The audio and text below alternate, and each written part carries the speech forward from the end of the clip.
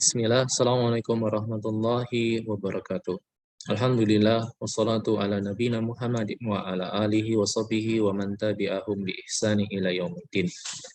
Alhamdulillah kita dapat bertemu lagi untuk melanjutkan pembelajaran kita, yaitu pembelajaran untuk membedah isi dari Peraturan Menteri Lingkungan Hidup dan Kehutanan Republik Indonesia nomor 12 tahun 2020 tentang penyimpanan limbah bahan berbahaya dan beracun.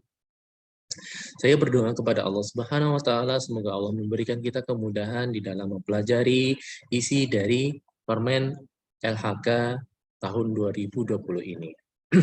Pada kesempatan ini kita telah sampai pada sesi bagaimana waktu penyimpanan limbah B3 atau waktu penyimpanan limbah B3 itu seperti apa sih yang disyaratkan oleh Permen LHK nomor 12 tahun 2020. Nah, sekarang kita akan mempelajarinya.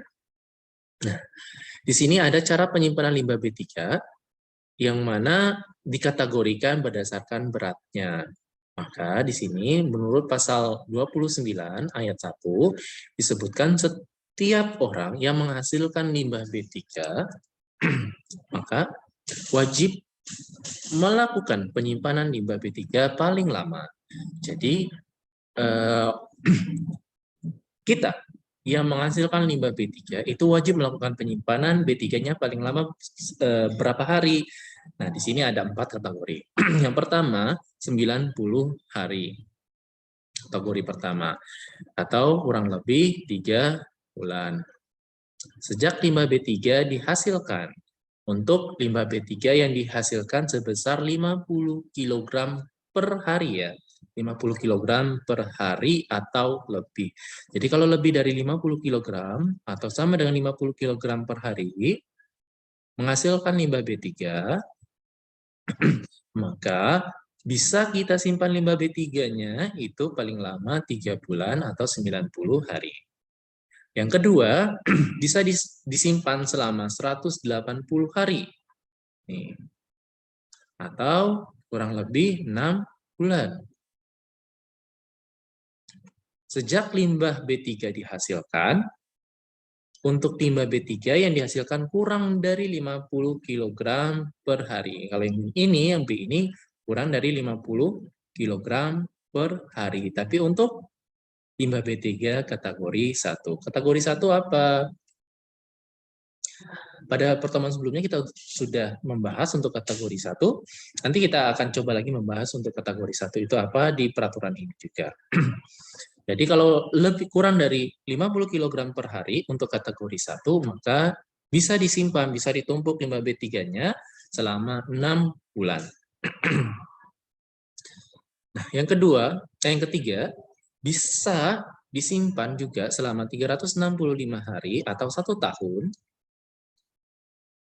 Sejak limbah B3 dihasilkan, untuk limbah B3 yang dihasilkan kurang dari 50 kg per hari. Berarti bisa juga nih 50 kg kurang dari 50 kg per hari disimpan dalam 1 tahun, tapi di sini khusus untuk limbah B3 kategori 2. Kategori 2, limbah kategori 2 dari sumber apa? Tidak spesifik dan sumber spesifik umum. Jadi yang bisa disimpan 1 tahun kurang dari 50 kg per hari limbah B3-nya itu harus limbah B3-nya kategori 2 dari sumber tidak spesifik dan sumber spesifik umum.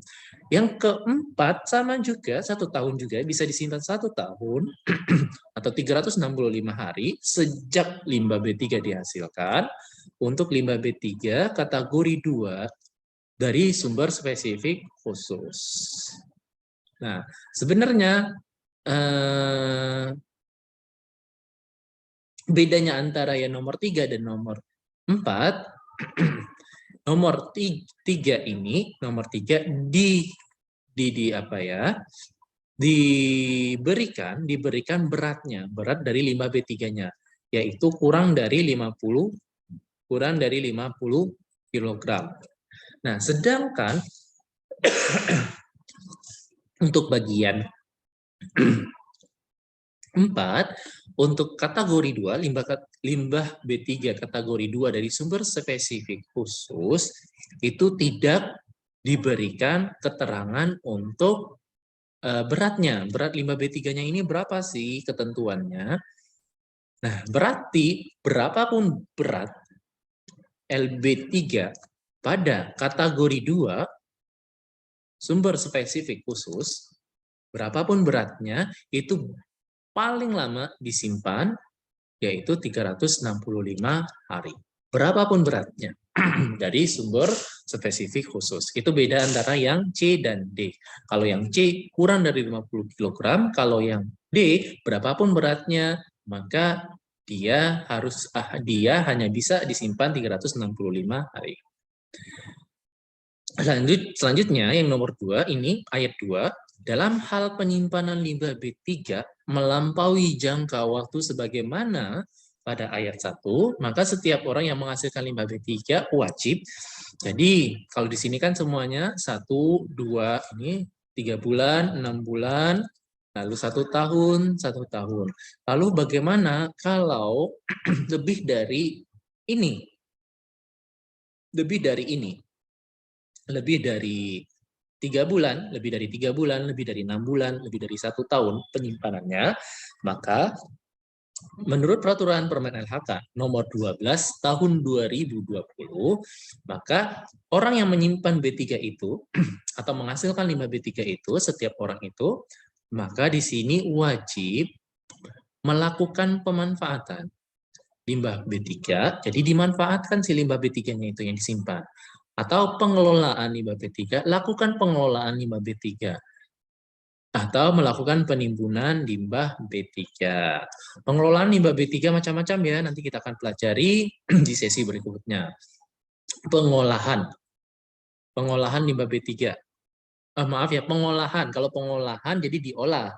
Beda dengan pengelolaan. Kalau pengelolaan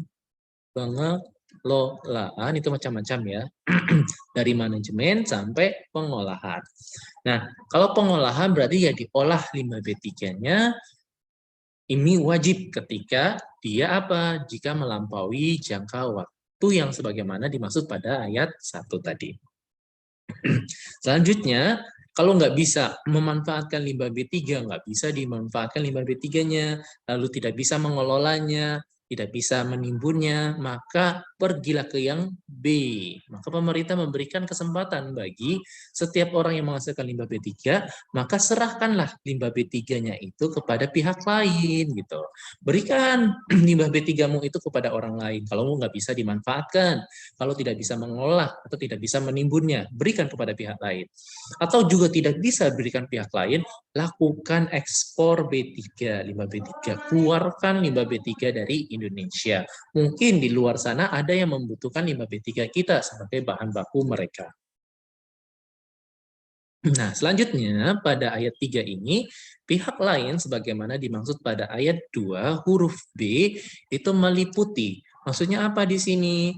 Jadi di sini pemerintah menyebutkan bahwa ketika setiap orang itu setiap orang yang menghasilkan limbah B3 itu tidak mampu untuk memanfaatkan, tidak mampu mengelola, tidak mampu menimbun, maka dia berikan kepada orang lain, ke pihak lain, maka pihak lain itu yang di sini maksud dari pemerintah menyerahkan limbah B3 kepada pihak lain, maksudnya adalah pihak lain yang pertama mengumpulkan limbah B3. Jadi pihak lain itu adalah dia juga mengumpulkan limbah B3. Pengumpul limbah B3, untuk apa? Ya mungkin untuk di sini untuk dijual lagi, diekspor, mungkin dia bisa mengekspor limbah B3 tersebut gitu kan. Atau pihak lain itu sebagai pemanfaat limbah B3 yang kita miliki. Maka berikanlah kepada pihak lain atau pengolah limbah B3. Nah, pihak lain itu bisa mengolah limbah B3 atau di sini penimbun limbah B3. Jadi pihak lain itu dapat melakukan penimbunan limbah B3. Karena yang tadi apa? Karena yang 3 ini tadi semuanya ini kita tidak bisa lakukan di poin yang pertama ini. Melakukan pemanfaatan tidak bisa, pengolahan tidak bisa, penimbunan tidak bisa. Ya, pemanfaatan tidak bisa, pengolahan kita tidak bisa, penimbunan tidak bisa. Maka berikan ke pihak lain yang juga sama-sama bisa memanfaatkan, yang bisa mengolah dan bisa menimbun limbah B3 tersebut. Nah, selanjutnya di sini ayat 4, dalam hal ekspor limbah B3 sebagaimana dimaksud pada ayat 2 huruf C, tidak dilakukan sampai dengan batas suatu penyimpanan limbah B3, setiap orang yang menghasilkan limbah B3 wajib melakukan. Maksudnya di sini apa? Jadi di sini khusus untuk yang huruf C ya, huruf C ini yang mengekspor limbah B3 yang ini. Jadi dia nggak mampu, ya nomor 1 nggak mampu, terus juga yang nomor 2 sulit untuk didapatkan, maka dia pergi yang nomor 3, melakukan ekspor B3. Nah, ketika dia melakukan ekspor B3, namun dia kan menumpuk dulu kan, dia menyimpan dulu limbah B3-nya ya, sesuai batas waktu yang telah ditetapkan. Nah, namun si pemilik limbah B3 ini tidak melakukan sampai batas waktu penyimpanan limbah B3 untuk diekspor. Jadi limbah B3 ini masih menumpuk sampai batas waktu yang telah ditetapkan. Maka si pemilik limbah ini wajib. Nah, jadi dia misalnya ini dia udah numpuk banyak ya, numpuk B3 di rumah, di gedung misalnya, tempat penyimpanannya. Di bangunan tempat penyimpanan B3. Untuk apa? Untuk melakukan ekspor. Nah, untuk melakukan ekspor, yang mana misalnya limbah B3-nya ini bisa disimpan dalam jangka waktu 1 tahun. Namun ternyata lebih dari 1 tahun belum juga diekspor-ekspor ini limbah B3-nya. Limbah B3-nya lebih dari 1 tahun belum juga diekspor-ekspor. Maka si pemilik B3 ini wajib melakukan yang pertama pemanfaatan limbah B3. Kembali lagi, dia harus memanfaatkan limbah B3. Yang kedua, mengolah limbah B3 dan atau menimbun limbah B3. Bisa jadi ya tadi kan fungsi dia ekspor itu ya mungkin pengen mendapatkan cuan lagi ya, mendapatkan uang lagi dari ekspor limbah B3-nya. Mungkin di luar negeri ya butuh bahan baku yang mungkin menurut kita limbah, menurut mereka itu bukan limbah. Itu menurut mereka adalah bahan baku untuk membuat sesuatu produk gitu. Nah, sehingga mereka dapat uang di sana. Nah, ketika melakukan ekspor ini telah batas waktunya telah lewat, maka si pemilik limbah itu melakukan pemanfaatan limbahnya atau mengolah limbahnya atau menimbun limbahnya. Yang kedua, menyerahkan limbah B3 kepada pihak lain. Kembali lagi kan, sebagaimana yang dimaksud pada ayat 3. Pihak lain yang mana? Yang ini tadi, pengumpul, pemanfaat, pengelola limbah penimbun. Yang dua ini, yang dua ini mirip dengan yang mana? Mirip dengan yang ini tadi, 2 ini tadi. Makanya ketika ya melakukan ekspor tidak lebih dari dia menimbun, bukan menimbun ya, menyimpan limbah B3 lebih dari waktu yang telah ditetapkan, maka dia harus lakukan 2 ini tadi, A dan B. Sama kan? Nah, yang ayat 5, tata cara ekspor limbah B3 sebagaimana dimaksud pada ayat 2. Jadi tata cara ekspor limbah B3 yang dimaksud pada ayat 2 huruf C dilaksanakan sesuai dengan peraturan perundang-undangan. Jadi ketika kita ingin melakukan ekspor, maka lakukanlah ekspor sesuai dengan peraturan perundang-undangan yang berlaku di Indonesia. Selanjutnya, pengumpul limbah B3 itu wajib melakukan, ini pengumpul. Jadi pengumpul tadi ya. Pengumpul limbah B3 wajib melakukan penyimpanan limbah B3 paling lama 90 hari sejak limbah B3 diserahkan oleh setiap orang yang menghasilkan limbah B3. Nah, di sini maksudnya mana? Nah, di sini pihak lain tadi ya. Pihak lain itu kan termasuk tadi pengumpul. Nah, pengumpul ini setelah menerima limbah B3 dari orang lain, dia juga bisa menyimpan atau menyimpan limbah B3-nya itu Itu paling lama 90 hari. 90 hari itu yaitu 3 bulan. Ini 3 bulan. Si pengumpul bisa menyimpan limbah B3-nya. Dalam hal penyimpanan limbah B3 yang melampaui jangka waktu sebagaimana dimaksud pada ayat 1, pengumpul limbah B3 itu wajib menyerahkan limbah B3 kepada pihak lain atau melakukan ekspor. Balik lagi ya, si pengumpul ini bila melampaui jangka waktu yang telah ditetapkan pada ayat 1 yang tadi ya, yang bisa disimpan ayat 1 ini ya, 3 bulan. Nah, dalam hal penyimpanan limbah B3 melampaui jangka waktu sebagaimana dimaksud pada ayat 1 ini, maka 3 bulan, lebih dari 3 bulan, lebih dari 3 bulan, lebih dari 3 bulan,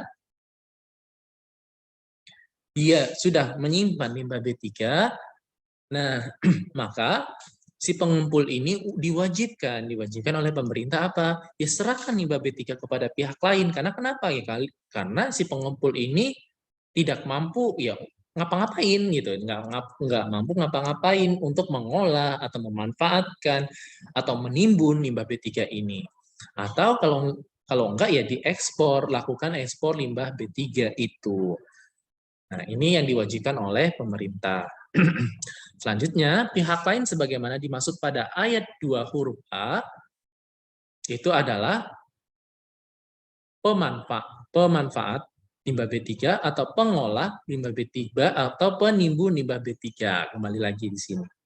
Jadi, si pengumpul itu kalau nggak bisa memanfaatkan, ya berikan lagi kepada pihak lain gitu. Muter-muter ya, ini orang yang memiliki limbah B3 gitu. Terus diberikan kepada pengumpul. Nah, pengumpul. Si pengumpulnya nggak bisa lagi berikan lagi kepada yang lain. Yang lainnya ini adalah ya si pemanfaat atau pengolah atau penimbun. Nah, selanjutnya yang nomor 4 kan balik-balik ya. Pihak ini kan pihak lain juga ya, pihak lain. Padahal di pihak lain ini ada pengumpul, pilihannya ya, ada pengumpul, ada pemanfaat juga, manfaat atau ada juga pengelola di sini. Ada juga penimbun. Tapi yang di sini dia khusus untuk pengumpul. Nah, kalau pengumpul ini tidak mampu untuk melakukan pengelolaan, penimbunan, atau pemanfaatan, atau pengeksporan tadi, maka dia harus berikan lagi ke pihak lain yang dapat memanfaatkan, atau mengelola, atau mengolah, atau menimbun tadi. Yang keempat, pelaksanaan ekspor limbah B3 sebagaimana dimaksud pada ayat 2 huruf B tidak menambah waktu penyimpanan limbah B3 sebagaimana dimaksud pada ayat 1.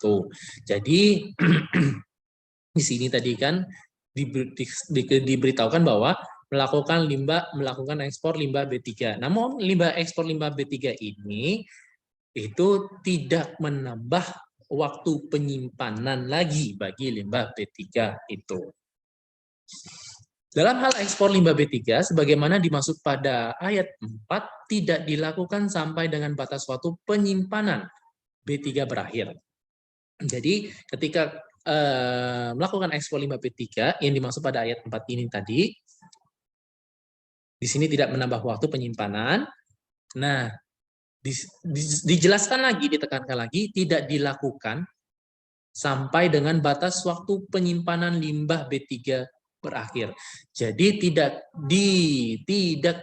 dilakukan sampai batas waktu penyimpanan limbah berakhir. Pengumpul limbah B3 wajib menyerahkan limbah B3 kepada pihak lain sebagaimana dimaksud ayat 3. Jadi ketika pengumpul itu ingin melakukan ekspor, lalu ekspornya ini tidak sampai dengan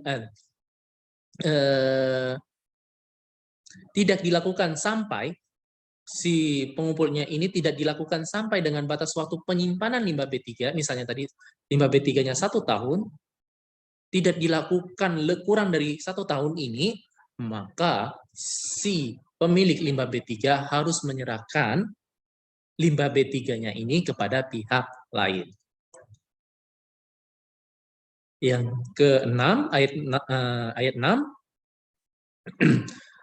tata cara ekspor limbah B3 sebagaimana dimaksud pada ayat 4, ini tata cara ekspor B3 itu dilaksanakan sesuai dengan ketentuan peraturan perundang-undangan. Jadi sama ya, kalau ingin melakukan ekspor ya harus sesuai dengan ketentuan perundang-undangan yang berlaku. Demikian untuk pembelajaran kita pada sesi ini. Sesi hari ini, insya Allah kita akan lanjutkan pada pertemuan selanjutnya, yaitu pemantauan dan pelaporan. Bagaimana proses pemantauan dan pelaporan kita akan lanjutkan di sesi berikutnya. Bila ada pertanyaan, silakan ditanyakan di kolom komentar video di bawah ini. Bila ada tutur kata yang salah, saya mohon maaf, saya tutup. Assalamualaikum warahmatullahi wabarakatuh. Wabarakallahu fikum.